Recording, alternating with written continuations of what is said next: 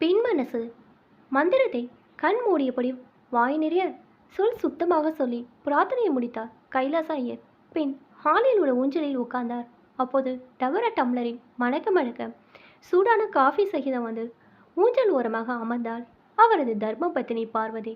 ஏனா நம் ஒரே செல்ல பொண்ணு பாகிரதி இப்படி நடந்து கொள்றாளே. அவளை பெண் பார்க்க வந்த மாப்பிள்ளை பையன்ட்ட அடுக்கடுக்கா கேள்விகளை கேட்டு கடைசியில பிடிக்கலன்னு சொல்லி அவளை ஓட்டிட்டாளே.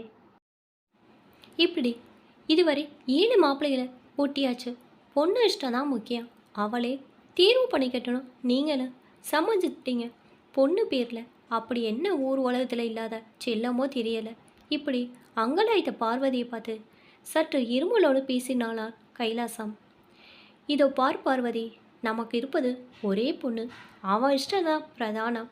நம் காலமெல்லாம் மலேறி போச்சு. இந்த கால பெண்கள் அப்படிதான் இருப்பா. உன்னை பெண் பார்க்க வந்ததை கொஞ்சம் நினைச்சு பாரு. பாரு, ஜகது தாரண என்ற கர்நாடக காப்பி ராகத்திலேயே புரந்தரதாச கிருதியான அந்த பாட்டை ரொம்ப அழகாக ஸ்வரம் தப்பாமல் பாடின. அதோடு இனிந்து வீணையும் வாசித்து என்னை அசத்தின.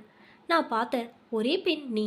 உனக்குமே பெண் பார்க்க வந்த முதல் நபர் நான் தான். குனிந்த தலை நிமிராம என்னை கல்யாணம் செஞ்சுக்க மனசார சந்தோஷமாக சம்மதித்தேன். எல்லாம் பழைய காலம். இப்போ அப்படியா என சொல்லியவாறு மெதுவாக ஊஞ்சலை ஆட செய்தார் கைலாசம். அது என்ன பழசு புதுசெல்லாம் காலங்கள். காத்தால சூரிய உதயம், சாயிரச்ச அஸ்தமனம், பௌர்ணமி நிலா, பனி, மழை, வெயில், குளிர் இவையெல்லாம் இப்போ மாறியா போச்சு இல்லையே என்றாள் பார்வதி. இருவரும் பேசிக்கொண்டதும் போது அருகில் வந்து அமர்ந்தாள் அவர்களின் செல்ல பெண் பாகிரதி. என்னை பற்றி பீச்சி அடிப்படுது. எல்லாம் உன்னை பற்றின கவலை தான் எங்களுக்கு. உன்னை பெண் பார்க்க வந்த அத்தனை பேரையும் ஓடும்படியாக செஞ்சுட்ட. இதுவரை 7 பேர் ஓடி போயிட்டா. உன் இஷ்டம் போல படிக்க வச்சு கை நிறைய சம்பளத்தில் உயர்ந்த வேலையும் வாங்கி வச்சதெல்லாம் தப்போன்னு நினைக்கும்படி ஆயிட்டு என்றாள் பார்வதி. அம்மா, வந்ததில் ஒருத்த கூட நான் கேட்ட கேள்விக்கெல்லாம் எதிர்பார்க்க பதில் தரலையே. அதனால் பிடிக்கல, விரட்டிட்டேன் என்றாள் பாகிரதி. அது சரி, அக்கம் பக்கத்துக்கார எல்லாம் என் மண்டையை போட்டு உருட்டுறாளே. பொண்ணோட கணிசமான சம்பள பணம் இனிமே போயிடுங்கிற பேராசை வரணையெல்லாம் நாங்கள் தான் தட்டி கொலைக்கிறோன்னு பேசிக்கிறா. பொண்ணுக்கு இந்த ஜென்மத்தில் கல்யாணத்தை நடத்தி வைக்க மாட்டார்கள். அவளை பெற்றவர்கள் இப்படி அரசல் புரசலா ஏன் காதுபடவே பேசுகிறாளே. உனக்கு எங்கே தெரிய போகிறது என்றாள் பார்வதி. அம்மா, அப்பாவான உங்கள் விருப்பப்படி நன்னா படித்து உங்கள் சொல்படி உத்தியோகம் பார்த்து கை நிறைய சம்பளம் வாங்கி உங்களை மகிழ்ச்சி மூழ்க வைக்கிறேன். இதுலையாவது உங்கள் 2 பேரோட பேச்சை தட்டியிருப்பேனா? நீங்களே சொல்லுங்கள். நான் நல்ல பொண்ணு. அம்மா அப்பா தான் தெய்வம் எனக்கு. கல்யாணம் ஆகிறது ஆயிரங்கள் பயிருண்ட அப்பாவும் ஒருத்தன் பொண்டாட்டியை மற்றவன் கட்டிக்க முடியாது. பிரம்மா போட்ட முடிச்சுப்படி தான் நடக்குன்னு அம்மா நீயே சொல்வீங்களே.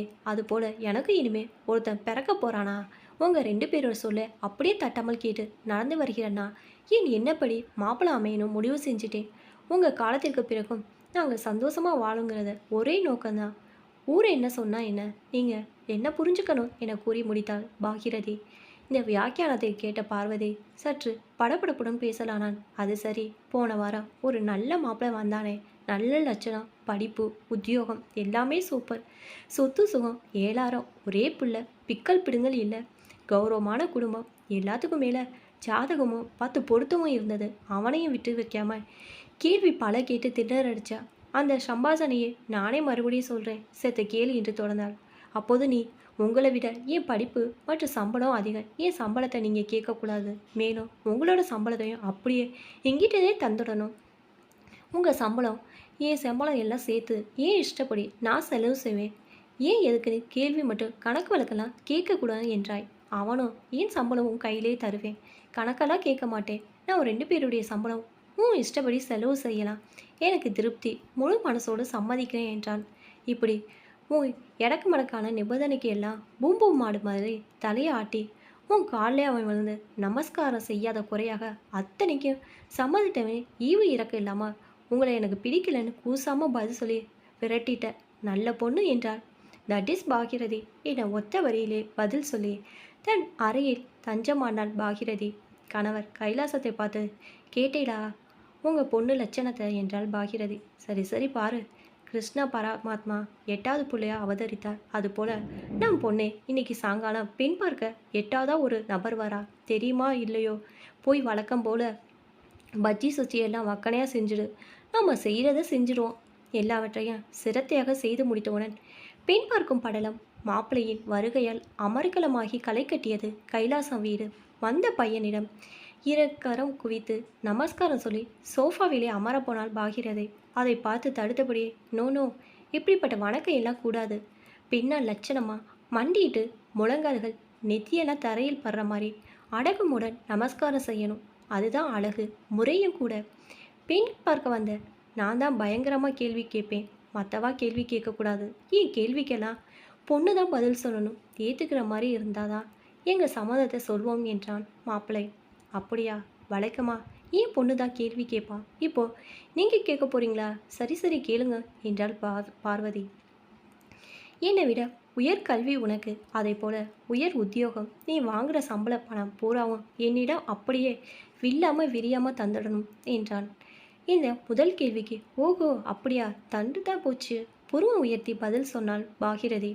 வேலைக்கு போக வேண்டாம், வீட்டோட கிட நான் சொன்னா மறுபேச்சு இல்லாமல் கேட்கணும், ஒப்புக்கணும், வேலையை விட்டுறணும். ஆஹா சரி சரி என்றாள் பாகிரதி. நம் கல்யாணம் பிரம்மாண்டமான கல்யாணமாக நடக்கக்கூடாது. வீட்டு வாசல் தெருவிலே இந்த கொடிக்கும் அந்த கொடிக்கும் பந்தல் போட்டு தோரணை கட்டி அதில் தான் மாப்பிள்ளை அழைப்பு, காசி யாத்திரை, ஊஞ்சல், மாங்கல்ய தாரணம் மற்றும் நலுங்கு நிகழ்ச்சி எல்லாமே நடத்தணும். அந்த காலம் போல என்றாள். வெரி குட், சூப்பர், எனக்கும் அதுதான் பிடிக்கும் என்றாள். கல்யாண மங்களவாத்திய நாதஸ்வர இசை காரக்குறிச்சி, அருணாச்சலம் மற்றும் வளையப்பட்டி தவில் போன்ற பிரபலங்கள் வாசிக்கக்கூடாது. மிக சாதாரணமாக, அதாவது நம்ம ஊர் கிருஷ்ணன் கோவில் நீண்ட காலமாக நாதஸ்வரம் வாசித்து வருகிற அங்கப்பா பிள்ளை, அவர் குழுவில் தோளில் தவிலை கட்டிண்டு முதுகு வளைஞ்சு தவில் வாசிப்பாரே வயதான தவசு பிள்ளை போன்றவரை மங்களவாத்திய கோஷ்டியா ஏற்பாடு செய்யணும். இதில் மாற்றம் கூடாது என்றான் மாப்பிள்ளை. அப்படியே செஞ்சுட்டா போச்சு என்றாள் பாகிரதி. கல்யாண விருந்து சாப்பாடலாம் மிகப்பெரிய கேட்ரிங் கான்ட்ராக்ட் எல்லாம் கூடாது. ஒரு மாதம் முன்பு கூட்டியே நம் வீட்டுக்கு வந்து கல்யாணத்துக்கான அரிசி அப்பளம், உளுந்து அப்பளம், வடம், வத்தல் மற்றும் ஊறுகாய் எல்லாம் தயாரிக்க முன்வர அக்ரஹத்து மாமிகள் தான். கல்யாண சமையல், கட்டு சாத கூடை வரை எல்லாமே அவளை பயன்படுத்தி தான் செய்யணும் என்றான். இதுவும் வரவேற்க தகுந்ததே என்றால். இப்போ சொல்கிற போகிற சங்கதி முக்கியமானது. கணக்கு வழக்கு இல்லாமல் நிறையவே குழந்தை குட்டிகள் பெற்றுக்கணும். இதுக்கு நீ பரிபூர்ண சம்மதம் போதும் என்று ஃபேமிலி பிளானிங் செய்து கொள்ளக்கூடாது என்றால். சம்மதம் என்றால் பின் தூங்கி முன் எழுவாள் குடும்ப பெண் என்பது போல பணிவிடை செய்யணும். காலை காஃபி, டீ எல்லாம் இதெல்லாம் கூடாது. நீராகாரம் தான். வேலைக்காரி கிடையாது. வீட்டு வேலை பூராவும் நீ தான் பார்க்கணும். அதாவது காலை எழுந்து வாசல் தெளித்து கோலம் போட்டு வீட்டை பெருக்கி மொழிகி துணி துவைத்து சமையல் செய்து சகல வேலைகளும் நீ தான் செய்யணும். மாடு குளிப்பாட்டி பால் கறக்கிற வரை என்றால். சபாஸ், நல்ல தேக ஆரோக்கியம்தான், செய்கிறேன் என்றால். எனக்கு அப்பா அம்மா இல்லை, உன்னோட பெற்றோர் தான் எனக்கும் அப்பா அம்மா. நம்ம கூட தான் அவளும் இருக்கணும், தனி கொடுத்தரக்கூடாது என்றான். சரியான ஈர நெஞ்ச புரட்சி எண்ணம், மகிழ்ச்சி, குதூகல மனசோடு ஏற்றுக்கிறேன் என்றால். ரத்தம் தேவைப்படும் நோயாளிகளுக்கு என்னை போல நீயே உன் ரத்தம் பொருந்துகிறவளுக்கு தானம் செய்யணும் என்றான். இதுவும் எனக்கு பிடிச்சதான், நிச்சயம் செய்வேன் என்றால். பெண் பார்க்க வந்தவன் இப்படி அடுக்கடுக்கான கட்டைகளை சொன்னபோது படபடத்தால் தாய் பார்வதி. போதும் போதும், உங்கள் ராஜான ஆணைகள் என் பொண்ணுக்கு நீங்கள் சரிப்பட மாட்டீங்க, வேறு இடம் பாருங்க, புறப்புலாம் நீங்கள் என்றாள் பார்வதி. அம்மா அவசரப்படாதே, இவர் சொன்னபடி நடக்க எனக்கு பரிபூர்ண சம்மதம். இது மாதிரி ஒரு ஆண்மகன்தான் எனக்கு கணவராக வரணும். பரிபூர்ண சம்மத்துடன் உன் வருங்கால மாப்பிள்ளை காலில் விழுந்து நமஸ்காரம் செய்கிறேன். இவர் என் கணவராக வருவது நான் செய்த பூர்ண ஜென்ம புண்ணியம், பகவான் அனுகிரகம் என்றால் பாகிரதி. இவளை திருமணம் செய்து மனைவியாக அடையும் நானே பாக்கியவான். ஜாடி கேட்ட மூடி ஆதர்ஷ தம்பதிகள் நாங்கள் என வருங்கால மாப்பிளை மகிழ்ச்சியோடு பேசியது யாவரையும் வியக்க வைத்தது. 2 உள்ளங்கள் ஒன்றானது கண்ட பூரிப்புடன் விறுவிறு என பூஜை அறை அம்பாள் படம் முன் நின்று வணங்கி, என்ன செய்தாலும் எந்த துணை நீயே, என் அன்னையே என்று பாடியபடி நமஸ்காரம் செய்தாள் பார்வதி. இரவினிடம் கண்களை மூடி கைகளை கூப்பி மெல்லிய குரலில் பிரார்த்தனை செய்தார் கைலாசம்.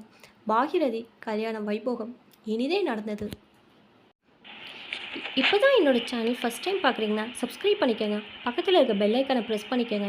அப்போ தான் நான் ஒவ்வொரு தடவை வீடியோ போடும்போதும் உங்களுக்கு நோட்டிஃபிகேஷனில் வரும். தேங்க்ஸ் ஃபார் வாட்சிங்.